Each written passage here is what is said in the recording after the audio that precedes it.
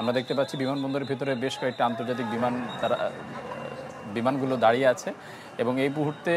আগুন নিয়ন্ত্রণে এখনও পর্যন্ত যে ফায়ার সার্ভিসের 31টি ইউনিট তারা সর্বাত্মকভাবে চেষ্টা চালাচ্ছে আগুন নিয়ন্ত্রণ করার জন্য এবং পাশাপাশি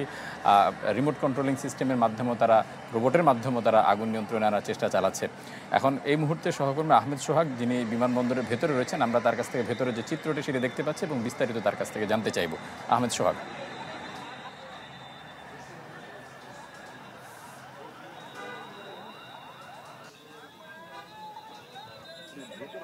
অর্থাৎ কার্গো স্টেশনের আমদানি কার্গো স্টেশনের যেই জায়গাটায় আগুন লেগেছে সেই জায়গাটা দলিপাড়া যে একটি এলাকা আছে সেই এলাকার একটি বিল্ডিং এর ছাদ থেকে আপনাদেরকে দেখানোর চেষ্টা করছি বিমানবন্দরের ভেতরকার অংশ অর্থাৎ কার্গো স্টেশনের আমদানি কার্গো স্টেশনের যেই জায়গাটায় আগুন লেগেছে সেই জায়গাটার ভেতরের দৃশ্যটা আমরা দেখতে পাচ্ছি। আমরা এখান থেকে কিন্তু অনেক দূরে আমরা অবস্থান করছি, তারপরে কিন্তু আমরা আগুনের লেলিহান শিখাটা যে আছে সেই লালিমাটা দেখতে পাচ্ছি। পাশাপাশি এখন আমরা যেখানে আছি এর অপোজিটে যারা আছে, মানে কিছুক্ষণ আগে আমরা যেখানে ছিলাম অর্থাৎ কার্গো স্টেশনের সামনে ওই জায়গা থেকে কিন্তু মনে হচ্ছিল কিছুক্ষণ আগে আমাদের হয়তো বা আগুন নিভে গেছে অথবা আগুনের তাপটা কমে গেছে এরকম মনে হচ্ছিল, কিন্তু এখানে আসার পরে প্রকৃত দৃশ্যটা বোঝা যাচ্ছে আসলে বাতাসের কারণে ধোঁয়াগুলো এই পশ্চিমমুখী হয়েছে, যার কারণে স্টেশনের পূর্বমুখী অর্থাৎ বহির অংশে যারা ওখানে অবস্থান করছেন সেই অবস্থায় আমরা ওখান থেকে আসলে আগুনের যে ওখানে কি পরিমাণ আগুন আছে আগুনের পরিমাপটা আমরা এখানে বুঝতে পারছিলাম, কিন্তু এখান থেকে কিন্তু আমরা ভালোই বুঝতে পারছি যে আগুন সরাসরি স্পষ্ট আগুন দেখতে পাচ্ছি, আগুনের লেলিহান শিখা আমরা দেখতে পাচ্ছি এবং সেখান থেকে আমরা কিন্তু খুবই কাছ থেকে দেখার চেষ্টা করছি। এখানে দমকল বাহিনী কিন্তু তাদের যে টিটিএলগুলো আছে সেই টিটিএলগুলো ফোম মিশ্রিত পানি যে আছে সেই পানি দিচ্ছেন। আমরা এখান থেকে দেখছি, আমরা যতটুকু পারছি আপনাকে দেখানোর চেষ্টা করছি, যেহেতু আমরা প্রায় 1.5 থেকে 2 কিলোমিটার দূরে আছি ঘটনাস্থল থেকে, কিন্তু আমরা যতটুকু পারছি আপনাদেরকে দেখানোর চেষ্টা করছি। এবং যেখানে অগ্নিকাণ্ড ঘটেছে সেই কার্গো স্টেশনের পাশেই কিন্তু আমরা বেশ কয়েকটি আন্তর্জাতিক বিমান সহ বাংলাদেশ বিমানের কয়েকটি বিমান দেখতে পাচ্ছি এবং কিছু বিমান কিন্তু আমরা বিমানবন্দরের রানওয়ের ভেতরে অংশ যে আছে সেখানেও নিরাপদ অবস্থান নিয়েছে এমনটা আমরা দেখতে পাচ্ছি। অর্থাৎ বলা যায় যে কার্গো স্টেশনের যে জায়গাটায় যে আগুন লেগেছে অর্থাৎ যেখানে সাধারণত কেমিক্যালজাত প্রোডাক্ট আমদানি করলে সেগুলো মজুত রাখা হতো এবং ফার্মাসিউটিক্যাল প্রোডাক্ট যেগুলো আছে সেগুলো আগুন লাগলে মজুত করা হতো, সেই জায়গাটায় আগুন লেগেছে এবং ভেতর থেকে বেশ কয়েকটি ইউনিট যেমন কাজ করছে আগুন নেভানোর জন্য, ঠিক একই রকমভাবে কার্গো স্টেশনের সম্মুখভাগ যে জায়গাটা আছে অর্থাৎ যেখান থেকে যাত্রীরা তাদের মালামালগুলো গ্রহণ করে থাকেন সেখান থেকেও কিন্তু তারা চেষ্টা করছেন এই টিটিএল দিয়ে ফোম মিশ্রিত পানি দেওয়ার জন্য। অর্থাৎ এই যে পানিটা তারা দিচ্ছেন এখানে কিছু রাসায়নিক দ্রব্য এই পানির মধ্যে আছে যেগুলো অতিমাত্রায় কার্বন সংবলিত, যার কারণে এগুলো যখন পানি আগুনের মধ্যে দেওয়া হবে তখন সেখানে অক্সিজেনের স্বল্পতা দেখা যায়, আর অক্সিজেনের স্বল্পতার কারণে আগুন নিভতে সহায়তা করে, আগুন জ্বলতে সহায়তা করে না, এরকমটাই আমরা কিন্তু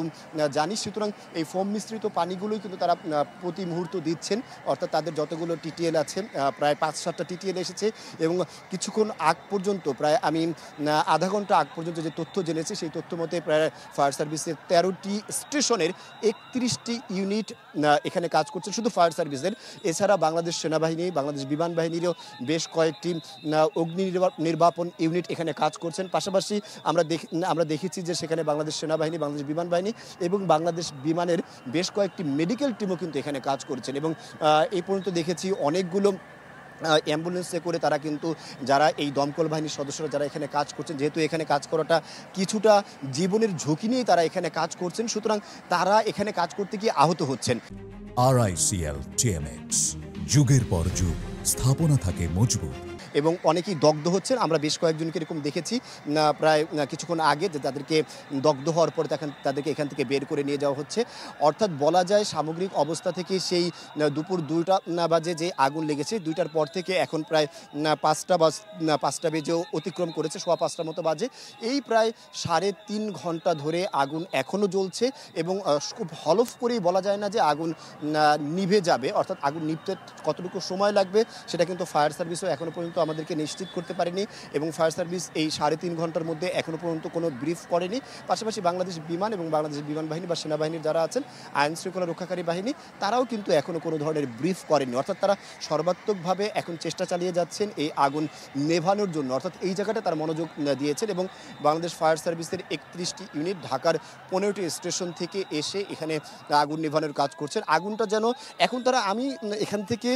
খালি চোখে যেটা বুঝতে পারছি, আগুনটা তারা আসলে আসলে নেভানোর চেয়ে তারা আগুনটাকে নিয়ন্ত্রণ করার চেষ্টা করছেন, যেন আগুনটা আরও বিস্তৃত এলাকা জুড়ে ছড়িয়ে না যায়। তবে আপনাদেরকে একটু জ্ঞাতার্থে জানাতে চাচ্ছি আপনার মাধ্যমে দর্শকদেরকে আমাদের, সেটা হচ্ছে যেই বিল্ডিংটাতে অর্থাৎ কার্গো স্টেশনের যে স্টেশনটাতে আগুনটা লেগেছে সেই বিল্ডিংটার আশেপাশে কিন্তু আর তত বিল্ডিং নেই বা অত ভবন নেই। না থাকার কারণে বলা যাচ্ছে যে আগুন ছড়িয়ে হয়তো বা অনেক দূরে যাবে না, কিন্তু ওই ভবনের মধ্যে যে সমস্ত মালামালগুলো আছে, বিশেষ করে যে ফেব্রিক্স প্রোডাক্টগুলো আছে অর্থাৎ কাপড় আমদানিকরণের বা কাপড়জাত যে সমস্ত প্রোডাক্টগুলো আছে, কেমিক্যালজাত প্রোডাক্টগুলো আছে, ওয়াশিং প্রোডাক্টগুলো আছে, সেই প্রোডাক্টগুলো পাশাপাশি ফার্মাসিউটিক্যাল যে সমস্ত প্রোডাক্টগুলো আছে অর্থাৎ রাসায়নিক দ্রব্য এবং রাসায়নিক প্রোডাক্ট যেগুলো আছে সেগুলোই কিন্তু সাধারণত এখানে এনে মজুত করা হয়, যার পরে বাংলাদেশে এগুলো আমদানি করা হয়, এমনটাই আমরা জানতে পেরেছি। অর্থাৎ যেহেতু এখানে রাসায়নিক প্রোডাক্ট আছে, আর কিছুদিন আগেও মিরপুরে একটি রাসায়নিক কারখানায়, গুদামজাতকরণ কারখানায় সোহাগ, আমরা বুঝতে পেরেছি আগুনের যে ভয়াবহতা সেটা আমরা দেখতে পাচ্ছি, আপনার মাধ্যমে দর্শকদেরকে দেখাচ্ছি। আপনি থাকুন নিরাপদ দূরত্ব বজায় রেখে।